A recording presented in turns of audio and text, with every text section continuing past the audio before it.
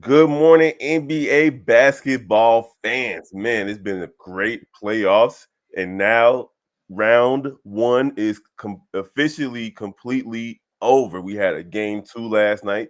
We had a game one last night. We got two games tonight.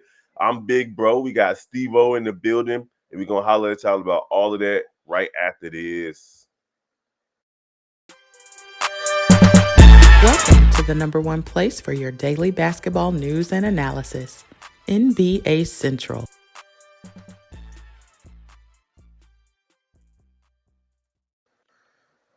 Steve O, what's the word, my guy? What's good? What's good?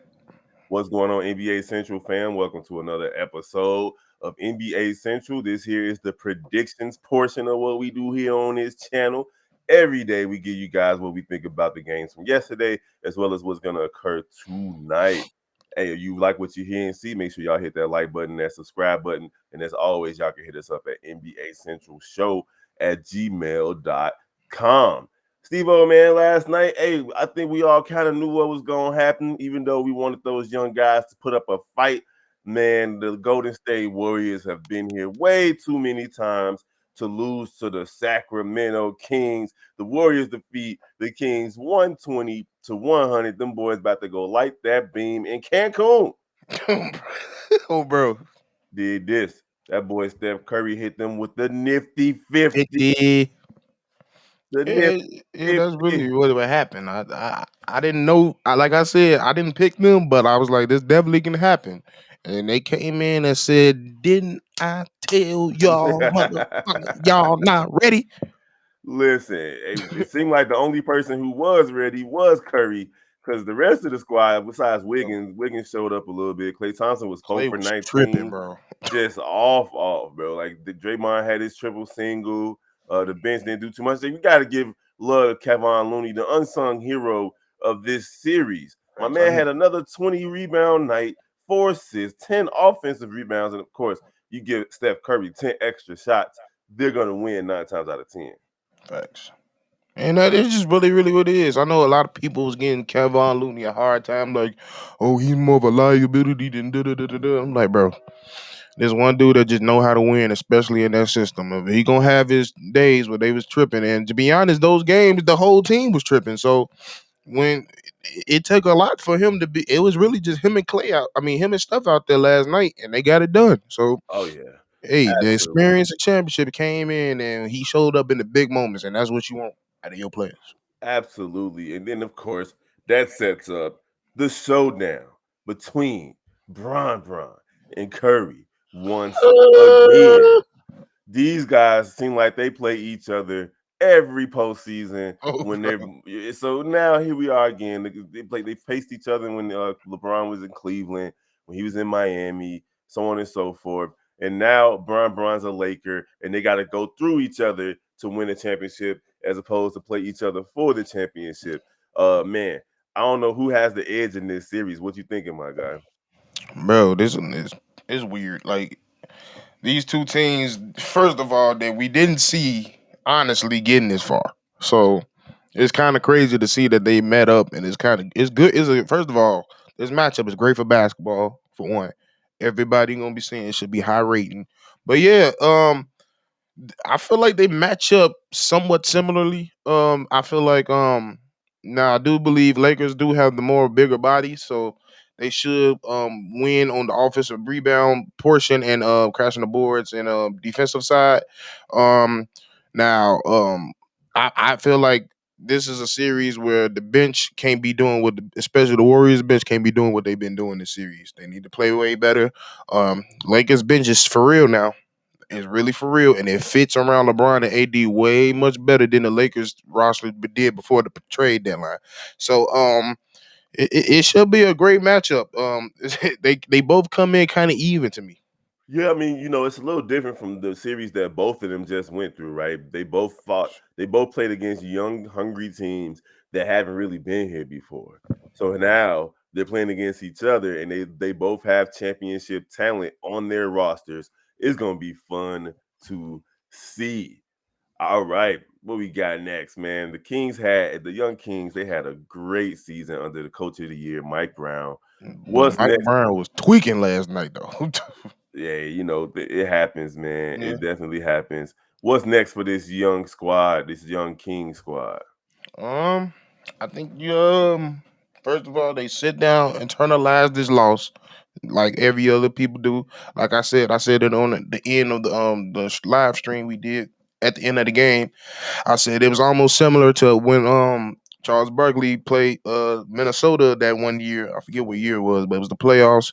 It was against Timberwolves with KG and Marbury, and he pulled them aside right at the end of the buzzer and said, "Look here, I know y'all mad, but y'all need to listen. Y'all need to take this ass whooping, and it's gonna help y'all in the future." And guess what? KD ever got a ring now. KG, yeah, yeah. Yeah, KG. Yeah, I said KD. KG got a ring now. So, hey, losses like that turn players into killers. And we already know Fox was somewhat of a killer. I'm almost scared to see what he gonna turn into after this. But Oh yeah, yeah. um, of course, I wouldn't be in the mindset of being like, oh, this team is perfect the way it is. Still try to find ways to improve it. And Mike, you cannot sit here and overthink next time. You know you're a good coach. You came in this game playing the last game and said, "Yeah, I'm not gonna do nothing.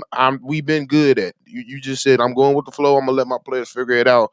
But you can't do that with young teams. So Especially not in the game 7. 7 Now when last All Star grade is going off right now. real tough, the Hall of Famer. Yeah, Now last night, speaking of an all-star great, Jimmy Butler and company. You was right. They went into New York and took care of business. The Miami Heat defeat the New York Knickerbockers 108-101. Jimmy Butler and company, they flip home court advantage. most definitely. And Heat and coach, go ahead. And it was just because I knew coming in, I'm like, it was a good chance Randall wasn't going to play. I believe we got the news that he was going to be out like maybe 20 minutes after we finished our live stream. Mhm. So I just had a good feeling that Jimmy, without Randall, it was going to be very hard to beat this team. So like I said, I do feel like Brandon will probably come back either the next game or definitely the game after that. And it was just a hard fight win. It's gonna be a hard fight win. This is my pick for the series of the second round. This probably gonna be the best series of the second round. I'm excited. I'm gonna be paying attention to every single game. But It yeah, was it was more of a scratch and crawl, like scratch and claw game because a nobody coaching really, game as well. yeah, nobody really stood out. Like Jimmy did his thing. He, hard had lunch Mhm. pail kind of guy, 25, 11, and 4, 2 steals, only 8 for 16 from the field. Like, so he didn't really go crazy. Kyle Lowry was the one that every time it looked like the Knicks was gonna try to, make something happen, Kyle Lowry would hit a big shot, get a foul.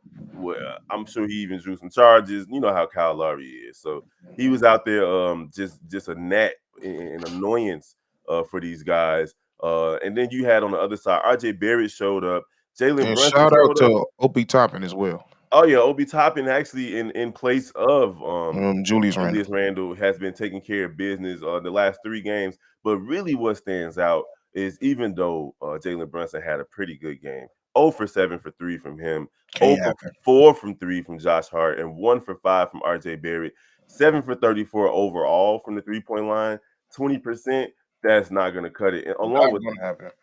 with 12 for 20 from the free throw line, you basically leaving points 60%. on leaving them on the court. That was the difference in the game, to be honest. The fact that they couldn't hit threes and they missed too many free throws. And you already know how Miami feel about the other team missing free throws.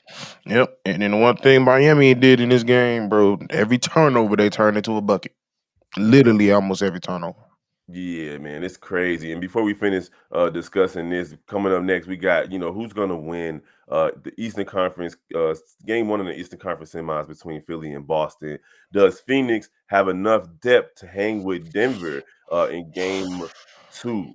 But finishing up, my Heat culture is a real thing. Eric Spoelstra is a great coach, and they have what it takes to take anybody, as long as they have one really good player, they have what it takes to go deep in the playoffs, and Facts. that's great to see as a basketball fan. It's not great to see as a Chicago Bulls fan because we haven't had competent coaching since Tom Thibodeau left. So it's and that was a while ago at this point. Damn What near 10 years. Yeah, I mean, no, it was more like 2017, 2016, because that's when It feel like 10 years. Jimmy Butler and Rajon Rondo. I mean, and it's D Wade, that situation. So, but it does feel like an eternity, man. But it's a real Well, we thing. halfway there, 5 to 6 years. Yeah, man. It feels like 10, like you said. And Yeah, you know, as basketball fans and what we do here on these YouTube channels and just in regular everyday life, it feels good to see good basketball. And that's what you want to see from the hmm teams that you root for from the heart. Because we root for all of these guys, these players. We're true basketball fans. But you want facts. your hometown team to be at least competent. And we haven't really seen And we that. wasn't. We haven't been, you know, that's why you see a Miami Heat team that the Bulls you know couldn't beat to make it into the play-in tournament, just making noise, and they're 8 seed, but they knew that they were better than their record. So shout Yep. out to them for doing what they Yeah, did, they man. What definitely said it too.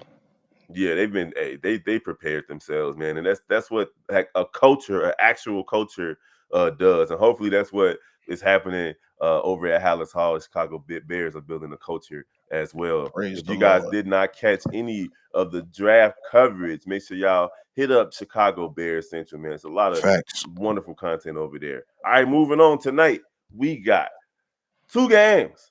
Game one, it feel like the Sixers ain't played in a month ever since For Joel real. Embiid hurt himself. It's like the It been a basketball. it been a good week for sure. It's been a minute, man. And Yeah, again, versus the Celtics dispatched the Hawks in 5 games. The Heat, I mean, in the Philly dispatched the Brooklyn in 4 games. So you got two well rested squads. Of course, albeit Joel Embiid is injured. I'm not sure if he's going to play tonight. he's still questionable. They've been playing it close to the vest. They might be just doing some psychological stuff because I doubt that Joel Embiid, if he's healthy, well, maybe it's only game one. They might pull a Julius Randle and let him get an extra couple of days in I real don't know quick. because he been what's the word?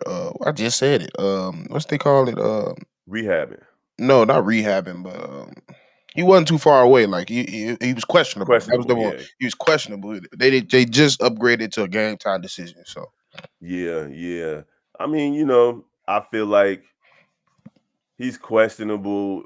They might let him sit out another, just like they did Julius Julius Randle. Randle, yeah, They might let him sit out. But we're gonna make this one quick, man. We already know that this series is gonna be a dogfight. They're division rivals.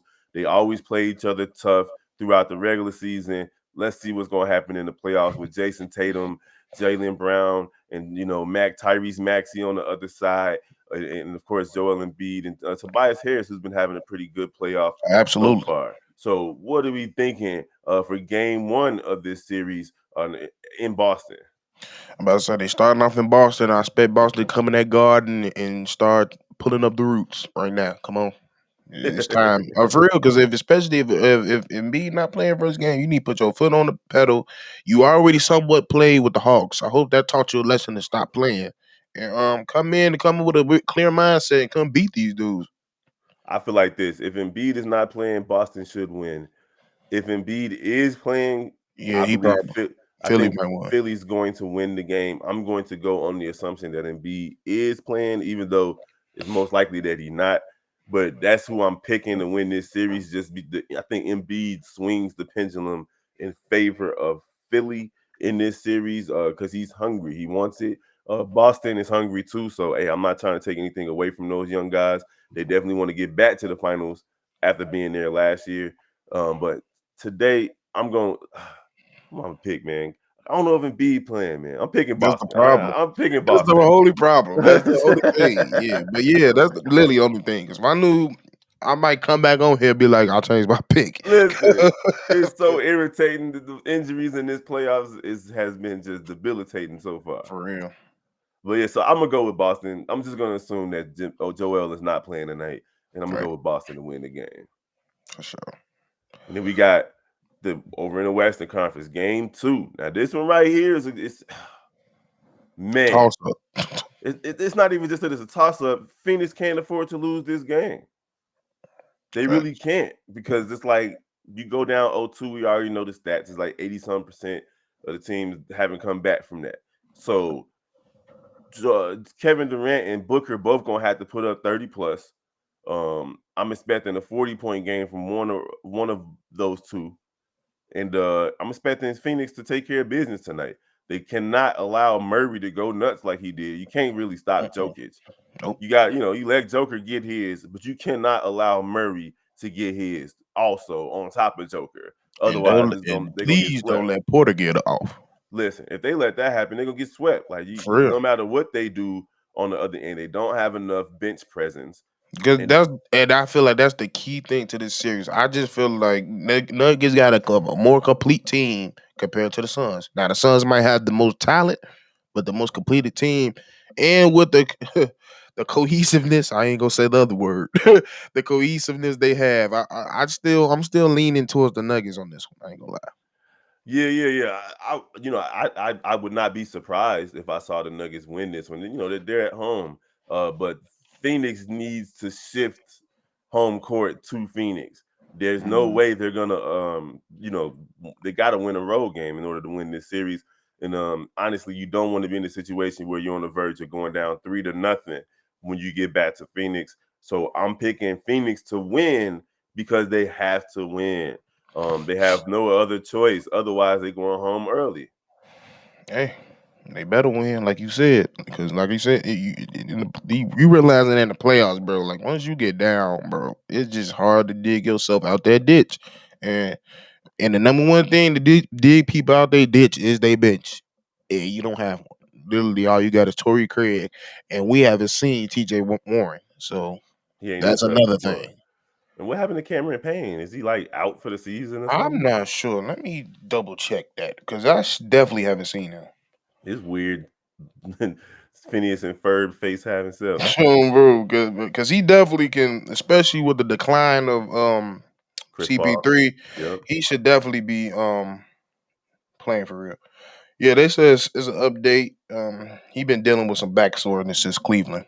I mean, not Oh. Cleveland, since the Clippers. So Oh, okay. yeah, All right, there you guys have it, man. We got two big games tonight. Don't forget to comment who you guys think are going to win these games tonight. Go ahead and share. We appreciate all the support that you guys have for us on the entire Central family. Of course, we got NBA Central right here. We got the Chicago Bears Central, Chicago Bulls Central, Chicago Sky Central, Chicago White Sox, and Chicago Cubs Central. And then, of course, we have the Cognac Gang with the Shop Bulls podcast. We hope y'all checked out the live call yesterday with C-Dub and Bobby. I was in there for a little bit. Apparently, you popped in as yeah, I well. popped in at the fourth. Oh yeah, I was out turning up with my 5-year-old, a whole bunch of little kids and bounce houses and pizza and all that good stuff. He was turning Bro. up. But hey, we appreciate y'all for rocking with us. As always, love. We love you guys, and we're gonna holler at y'all tomorrow. Peace. Welcome to the number one place for your daily basketball news and analysis, NBA Central.